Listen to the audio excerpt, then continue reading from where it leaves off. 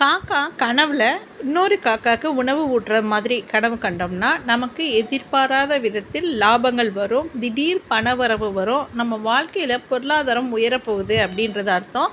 சில நேரங்களில் எதிர்பாராத திடீர் ராஜயோகம் கூட ஏற்படும். சில நேரங்களில் வீட்டில் சுப காரியங்கள் நடக்கும். வீட்டில் ஏதாவது ரொம்ப நாளாக நம்ம எதிர்பார்த்துட்டு இருந்திருப்போம், இந்த திருமண பேச்சு வந்தால் நல்லாயிருக்கும், இவங்களுக்கு திருமணம் பண்ணால் நல்லாயிருக்கும், இந்த மாதிரி வரன் வேணும் அப்படிலாம் நம்ம நினச்சிருப்போம் இல்லையா? அந்த மாதிரி விஷயங்கள் நடக்கிறதுக்கும் வாய்ப்பு இருக்குது.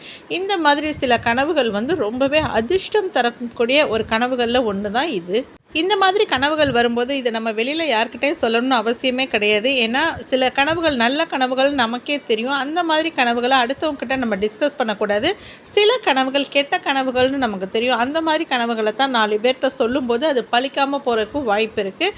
ஸோ இந்த மாதிரி உணவு ஊட்டுற மாதிரி கனவோ இல்லை 2 காக்காக கொஞ்சிக்கிற மாதிரி கனவு வர்றதெல்லாம் ரொம்பவே நல்ல கனவுன்னு நம்ம எடுத்துக்கலாம்.